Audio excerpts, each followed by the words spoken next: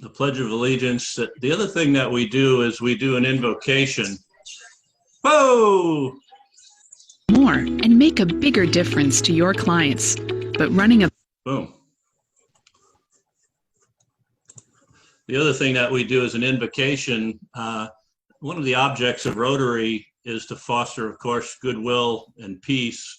So I thought that in these troubled times that I would share a sentiment of somebody who's dealt with perhaps some of the most divisive times in our nation's history.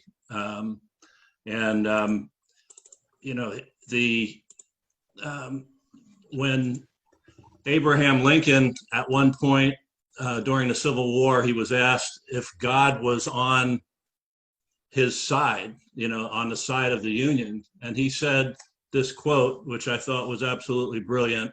"Sir, my concern is not whether God is on our side. My greatest concern is to be on God's side, for God is always right." And with that in mind, my prayer today is that regardless of our religion or our political viewpoints, that we don't focus on what we want individually, but instead we focus on, what is right. What's right is loving our fellow man. What's right is building each other up. What's right is giving and sharing our lives to make the world a better place. And it's my prayer that we can do that as Rotarians and as people in our communities. So, amen. Amen. All right. Well, amen, exactly. Hey, we always want to acknowledge our visitors and guests, and I see a few people in here. We have a couple of dignitaries, past district governors. We have, of course, Mr. Garrett in our club, Steve Garrett. We have Randy Pote, past district governor. Hi, Randy. Who else do we got here? Of course, we got our speaker. We'll introduce him in a little while. We have some folks from a couple of the other clubs. Drexel Smith, one of the assistant governors out there. I see Mr. Bill Payne. Bill, thank you for being here. By the way, Bill and Steve Garrett, Steve has helped, has asked us, I asked him to help us with programs and putting things together. One of the reasons that I did that is because in San Marino Rotary, they had a fabulous program. San Marino is one of the best run clubs in our district. And one of the things they do very well is programs. So Steve roped in Bill Payne, and Bill has basically said, yeah, we'll help. We'll get help with getting and arranging some great programs. So I'm really excited about that. And Bill, thank you very much in advance for all the wonderful things that you're going to do for us. Thank you. Who else do we got here? We got my beautiful wife, Tricia. You want to wave to us, Tricia?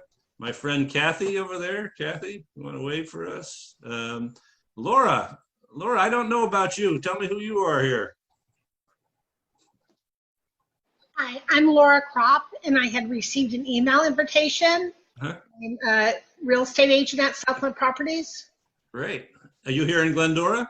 Yes. Great. Well, we're really thankful to have you.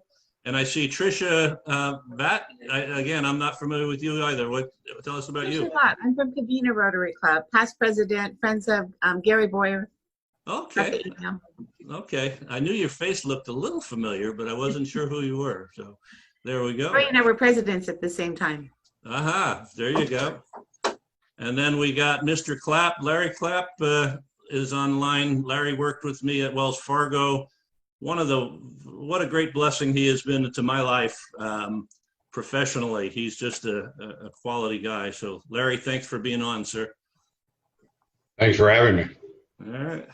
And I think that's everybody. And for those of you who haven't been to one of our meetings before, during our weekly meetings, our social events, our service projects, what we try to do is we try to have a lot of fun, but we also make an intentional effort to really get tapped into the community and to get tapped into each other's lives. And what we're doing is we're trying to share our resources as we interact with each other, with local businesses, with government charitable organizations. and the goal is that everybody benefits, that we can make our lives better and make our communities better, make the world better. And again, we appreciate you taking your time here. Thank you for coming, showing up. It's a big deal. We have a few announcements that we got. Just to back up a little bit, July 4th weekend, we did our Field of Heroes display where we had, well over 100 flags displayed at the City Hall, and then we had flags displayed down at the Charter Oaks facility there on Gladstone and Sunflower. And we raised some money in selling those flags. So we started identifying groups, the Glendora Police Department, the LA County Fire Department, Citron's Veterans Center, APU Veterans Center, that will be doing donations to all of them. We are also going to use some of that money to do a recognition thing. And the recognition is for the essential workers who normally don't get the thank yous and normally don't get the recognition in our community. And that's like your box people at the grocery store, or the checkout person, maybe the sanitation workers, maybe, different people, again, the unsung heroes that keep this whole thing moving, and again, just to show them appreciation. So we got that going. We'll roll in, we'll give them a plaque, a gift basket, a big banner with balloons, but we got to do it in a socially distanced thing. So what we're going to try to do is be very clever. And I'd like to ask your help. If anybody knows any celebrities and has connections to some of the media outlets, please let me know, because again, the bigger a deal we could do this and the more fun we could make it, just the cooler it would be to have that come off. So we got that coming up. But going again back to where we've been, we also just finished up the Glendora Public Library Friends Foundation fundraiser that I know I saw Janet on the phone here earlier. A lot of the Rotarians were involved in that. Sheila, I know you were. Tom and Cheryl. Craig, I know you were. Christine. A number of us were involved in one way or another in that. So thank you. I think that was a big success. Janet, anything that you want to add to that, or if no? Okay, thank you.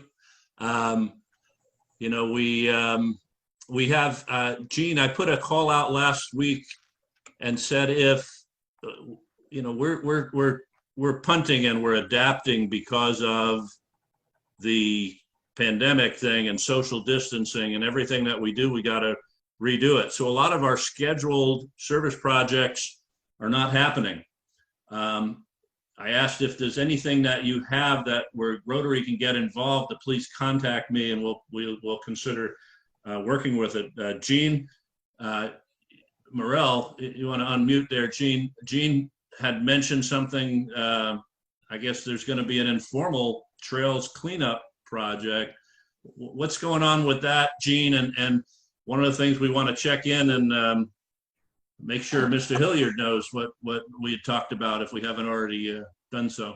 Well, it's already taken place last weekend. Gary Boyer and I were speaking, and we saw on a Facebook post that local citizens were getting together and starting to clean the trails just on their own, and they've got quite a group right now.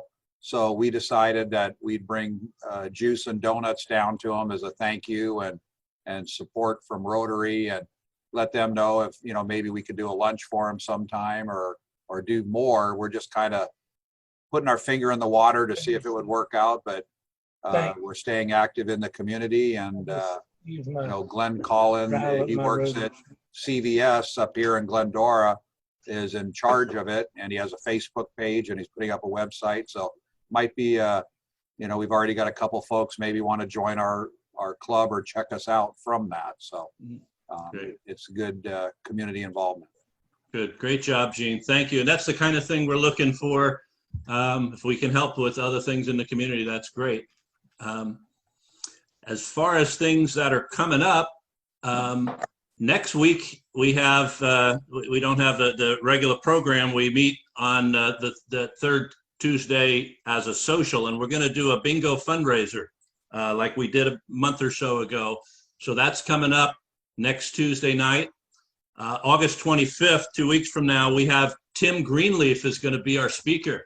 And Tim is a really interesting guy. He was a partner in a prominent law firm, and that specialized in mergers and acquisitions. And then he ended up getting involved in the private equity and venture capital.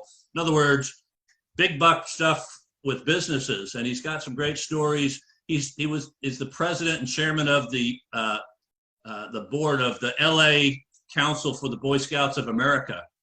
And he's also on the audit committee for the UC Riverside Foundation. He gets a lot involved in mentoring youth. We thought he would be an exceptional program. So that's coming up. September 1st, we're looking at possibly doing inductions for some of the new members coming in. And then District Governor Greg Jones, we have already slated for September, and a couple other things in the works. So got a few things coming. That's pretty exciting. Anything else that we need to bring before everybody else? Yeah, Dennis, I got one if interested. Mm-hmm. Some of you may know him. His name is Carl Hearthstein. He's turning 95. He's a Vietnam or World War II veteran. You've probably seen him around Glendora, 4th of July, Veterans Day, full dress, Marine dress. He's turning 95, and we're doing a kind of a drive-by birthday celebration for him on Saturday at 11. I could send the address out if someone wants to drive by and wave. His daughter contacted us and wanted to have a big party, but she can't. So I'll send that information out. So we're looking at the news and stuff there too. So Joe, sure. You want to send it over to Nita and see if they've got any police or auxiliary cars to drive by too, or have you already? Matt already has it. Oh, great. Yeah, he'll be back Friday. Yeah. So. Thanks. That's another great example of what I was talking about. Thank you, Joe. Good job. Anything else? Okay. Dennis, Yes, sir. Mr. Yes, President, if in fact your club embraces this opportunity to celebrate a World War II veteran's birthday, let your local media know. This is something that for years and years and years, Rotary tended to stay away from. And this is something we need to embrace. What we do in our community, how we celebrate our community, and how we celebrate the people within the community. Yeah. Please. Yeah. They've been contacted. Awesome. Thanks, Joe. Mm-hmm. Great job. Good reminder. So speaking of celebrating and recognizing, in the Family Rotary, we try to stay connected, like I mentioned, and share lives with each other. And, sometimes we cry when one's hurt, and we celebrate when we've had an accomplishment or a milestone. I mentioned that Bob Verhoef's wife Carol had passed away. There's going to be a funeral on August 29th. Again, because of the pandemic, it's not a normal thing. I sent out something to some of you folks, and basically it's going to be a very small affair. He said if there's anybody that really feels that they strongly want to come, please contact him, so that they can make sure that they control how many people are there. But always, again, cards, phone calls are welcome. Going with that. On the happier note, we have birthdays coming up. And I think for the Glendora Rotary, we have one birthday coming up, and that's Mr. Alfonso Sanchez. Alfonso, I think I saw you there earlier, right? There he is, waving. Happy birthday. His coming up. I think he told me he was 29 years old. Happy birthday. Here you go. To you. Happy birthday to you. Happy birthday, dear wonderful person that's having a birthday today. Happy birthday to you.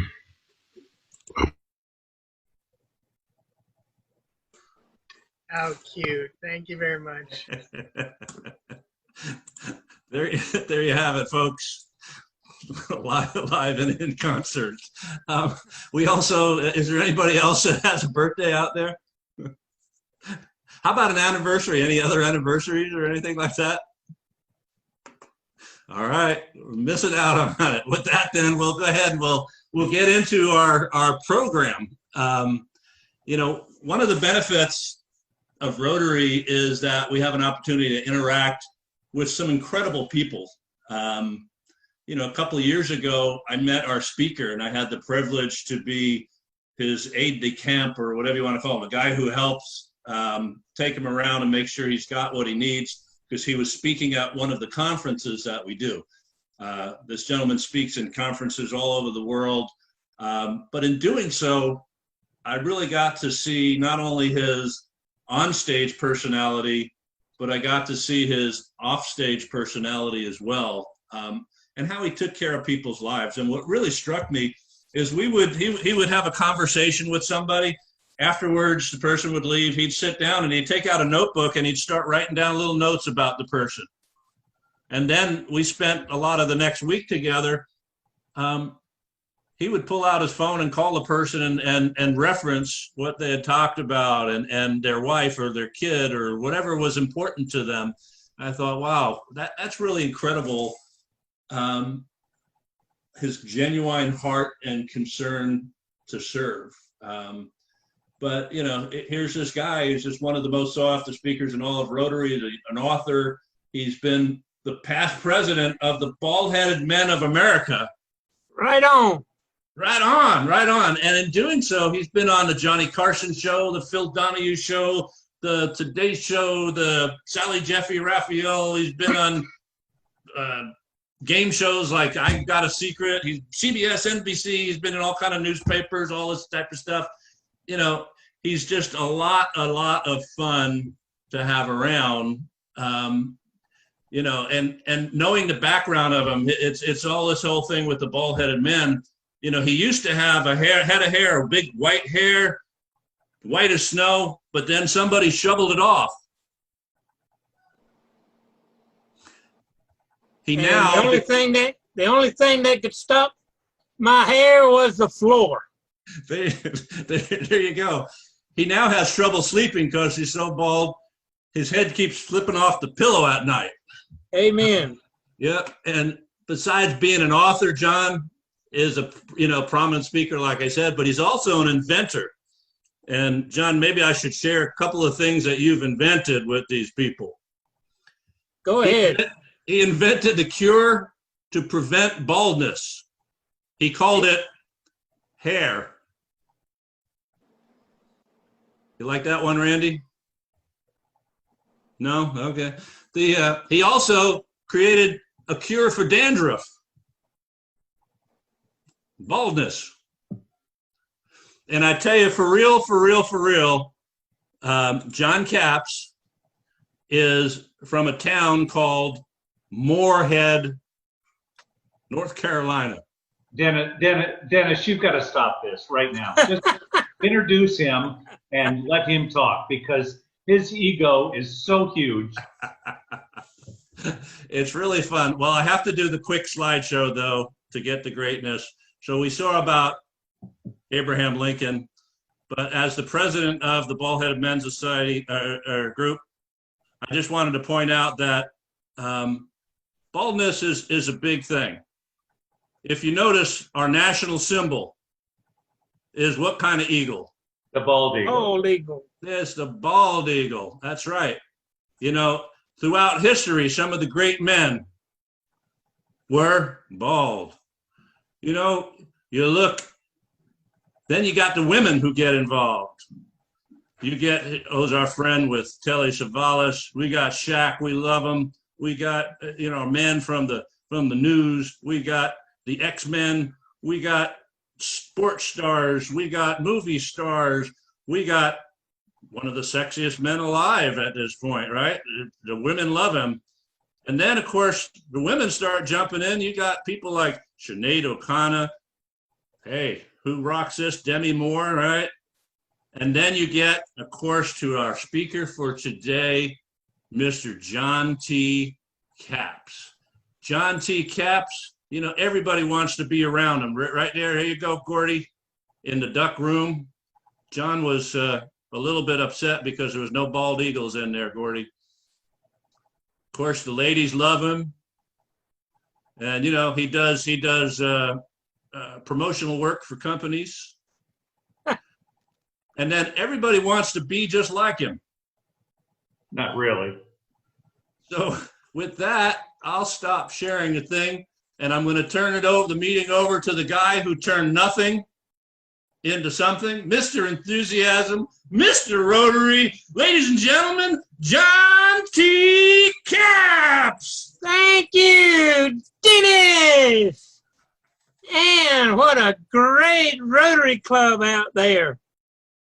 Looking at Joe and his promotion of your Chamber of Commerce makes me want to just take off from here and go back out there.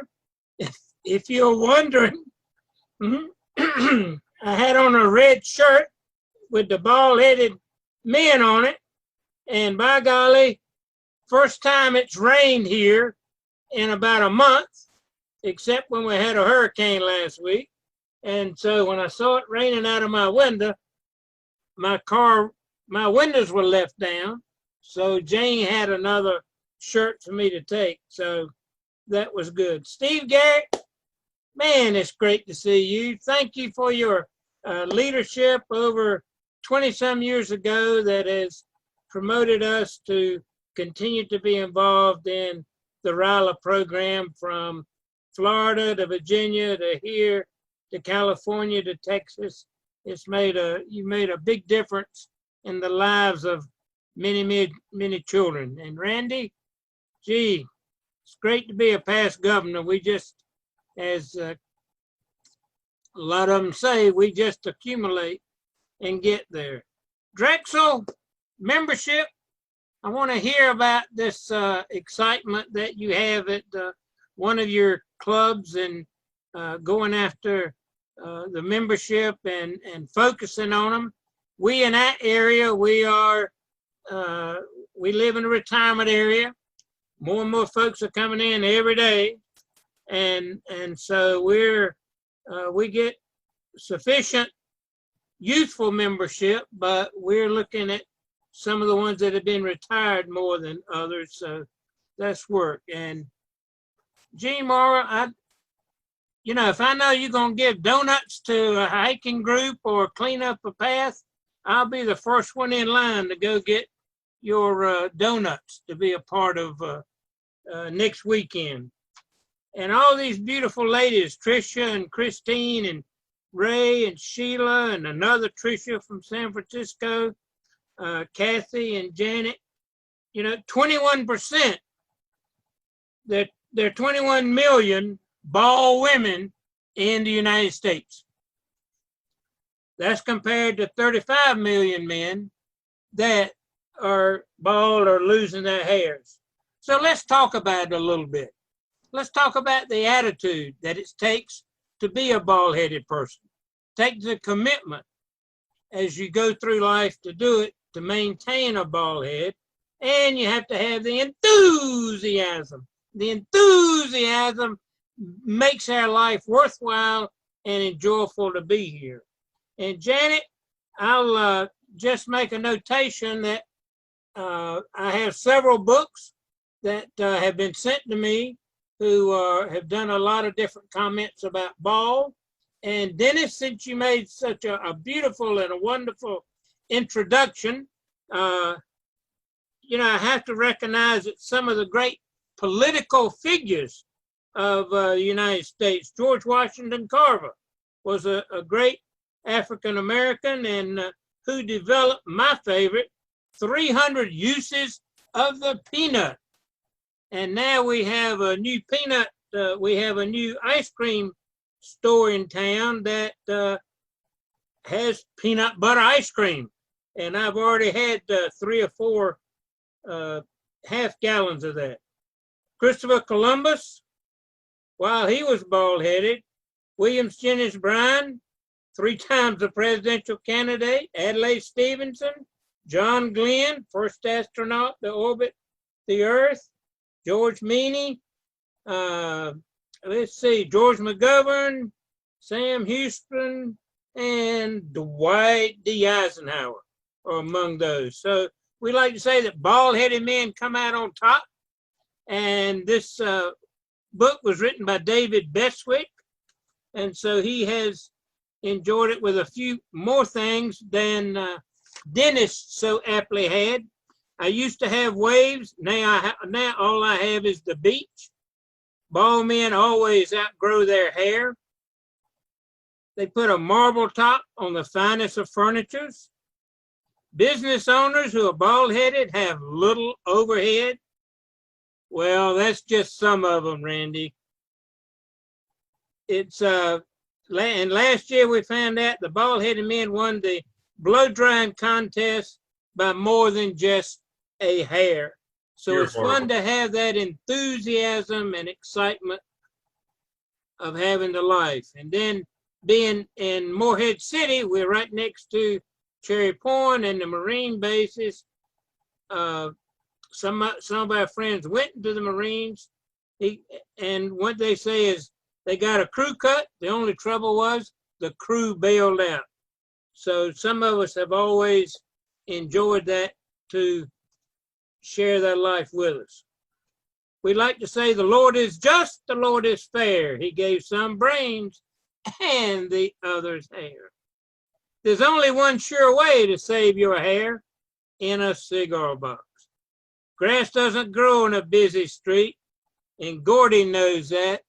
When I visited Gordy and his wife in their lovely home, just the opportunity to see the many ducks and the many other honors and recognitions that Gordy has received, and that's been a relationship for what, almost 15 years now, Gordy, I think we've done together. Rolling Stone gathers no moss. God only made a few perfect heads, and the rest he covered with hair. If you're bald on top, you're a great thinker. If you're bald in the back,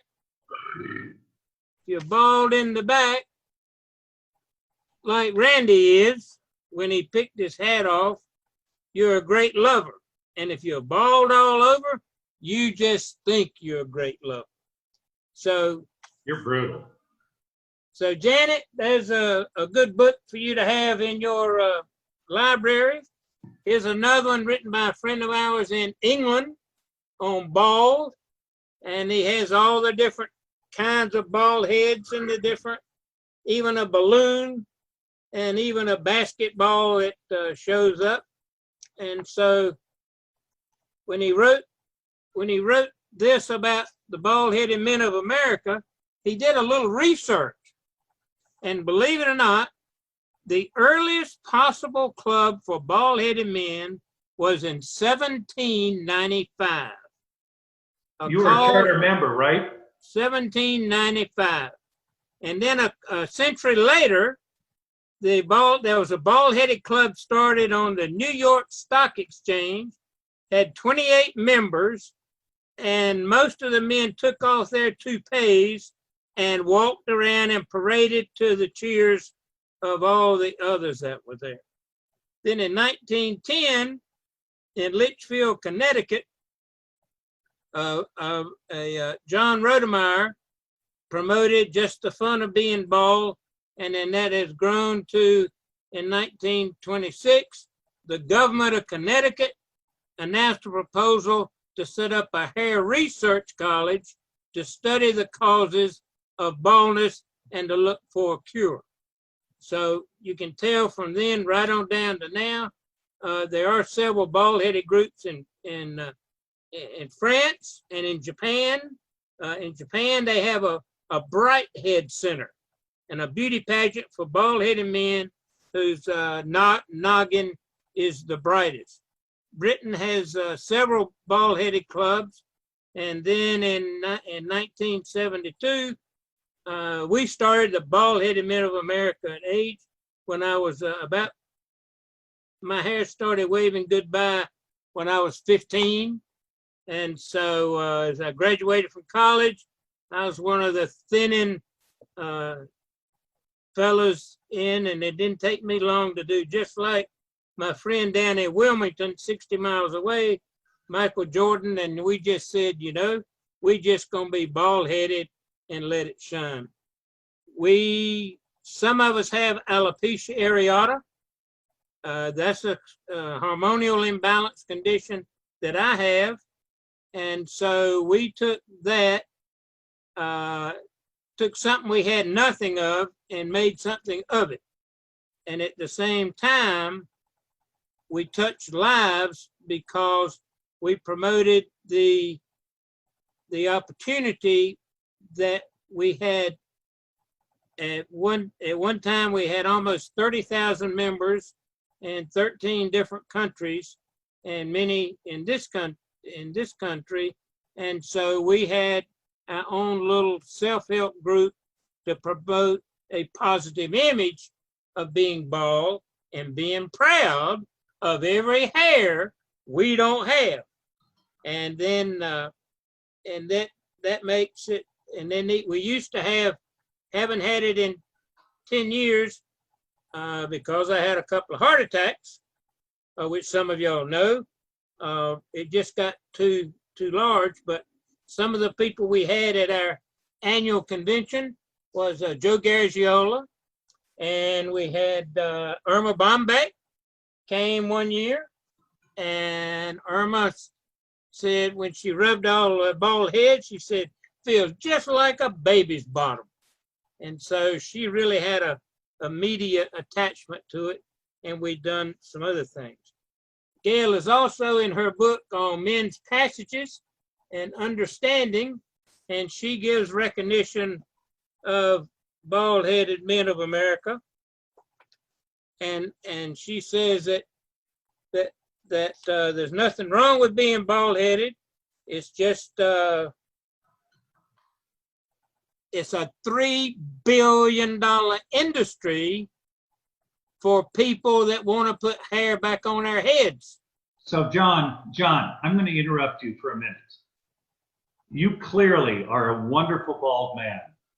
Would you please talk to this incredible Rotary Club about your love for Rotary and where you think we are right now and where you think we're going to exit this craziness where we don't have any idea what we don't know?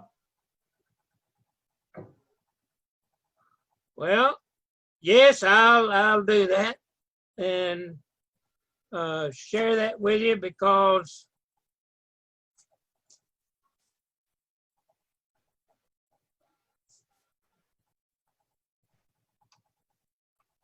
it's similar. It's similar to us men losing hair. In one ways, this coronavirus is a misunderstanding, the same way with misunderstanding with hair and not hair. It's going to be how we begin to accept it, how we're going to adapt our attitude with it, and at the end, how we're going to rejoice one way or the other. I'm 80 years old. I wear a mask when I'm out and about, and I use common sense. But I was taught common sense by my mother and grandmother. I was taught to stay approximately an arm length away from other people. When you talk to them, when you visit with them, when you associate with them. So I've always tried to keep an arm length away. Now, if they keep an arm length away, that makes about 6 feet. But if you use an arm length away, that works good. They've always taught me, I grew up on the farm, so I know what it is to get your hands messed up. I know what it is to birth a calf. I know what it is to have little piglets. And I know what you have to do to get it back. So you look at those in life and you see how many challenges each of those are going to have which is the same as us men that are going, or women that are going to do it. And say that to say this, that what was it Paul Harris said, Rotary continues to change. If it doesn't change, there'll be other things about it. And so I look at how we're going to adapt to Rotary in the future. I know that our club is doing a Zoom, and we now have an opportunity to do a meeting. So we have some folks my age that don't go to the meeting, and then we have some younger folks that are going to a meeting to make a difference. So what are we going to have in the future? We've got a great president we have now from Germany. We have another president coming in from India. I believe that's right. And I visited in his home in India when I was doing polio drops. And now we have Jennifer, who she and I, for 7 or 8 years, we both did the Florida and the Ohio, and there's another state where we were kind of teaming together doing PETS program.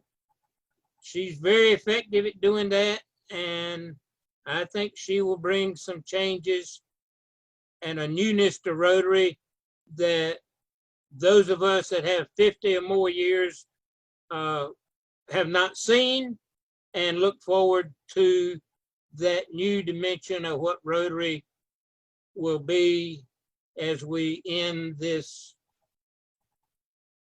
virus situation. So John, we got to make it work. Go ahead. So John, based on your 50 years of experience in Rotary, based on your incredible love for Rotary, and based on your relationship with Jennifer, how do you, as an 80-year-old man, an 80-year-old Caucasian man, see the changes that Jennifer Jones can make to the organization that everybody that's on this call absolutely loves? Run that by me again now. How do I see the changes? How do you see our international organization that everybody on this Zoom call loves? How do you see the first female president of Rotary International? What changes do you see, and what benefits do you see based on your experience in Rotary? Well, that's a good question. Thank you very much. The same way that I look at my medical doctors. God created man that has certain personalities and a certain personalities that we can have. God created a woman. They have certain personalities. Generally, they're a little more thorough than us men, who just kind of sometimes fluff it off, or we want the exact program. One of the reasons I choose my medical doctors is because they are women. Because I feel like that they will be just a little more careful, because generally of their birthright of their own children and to care for me, who my mother birthed me.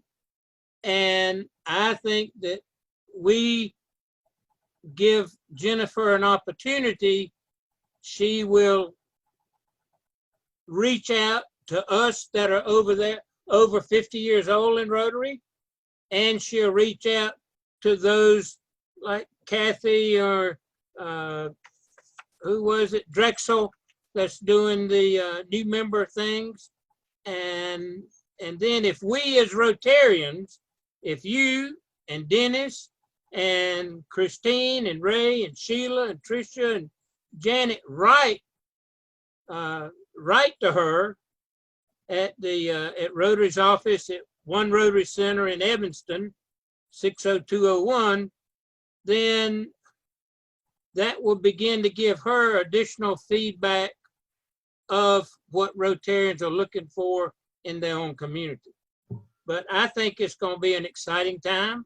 But I think it's an exciting time every time we have a new president. And I think it's an exciting time when Steve Garrett indicated the challenges he presented to Rotary 25 or 30 years ago.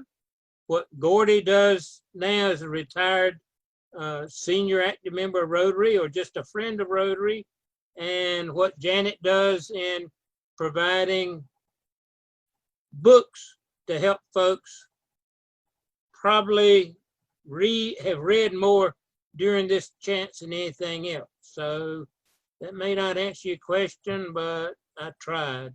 It was perfect. It was absolutely perfect. And John, continue to rock. Yeah, John, we got maybe 5 minutes or so. I don't know if you had, anything else you had on your plate, or whether you want to open up for a question, or how did you want to handle? Let's see if anyone's got a question. What really got us going was a group from, this article, it was a full-page article in the New York Times, really touched off our program of being Baldness and recognized it. The Toss to Toupee, which granted a lot of institute programs, and then we were on what were we on? We were on Inside Edition 2 or 3 times. All these were 15 years ago, but we tried to touch lives with the Bald-Headed Men of America, just like Rotary. Tried to use my vocational skills in promoting attitude, commitment, and enthusiasm, and using the network of people, just like we did in this meeting today, as well as the times we met at District 5300 in the future. So got a question or two, and look forward to doing it, and hopefully we can do it again sometime. So anybody have any extra questions for anything? I have a question. I'm Bill Payne from the San Marino, California club. Hey, Bill. And while I'm looking at a bald man in front of me, my eyes wander to your memorabilia displayed behind you. You appear to be in kind of a museum-like setting. And while we all appreciate your involvement for so long in Rotary, are there some memorabilia on your wall that are of significance that you might explain or brag to us about? Well, Bill, thank you very much. One right over my shoulder. Well, the first one is that coat of arms from England. The picture or clippings there.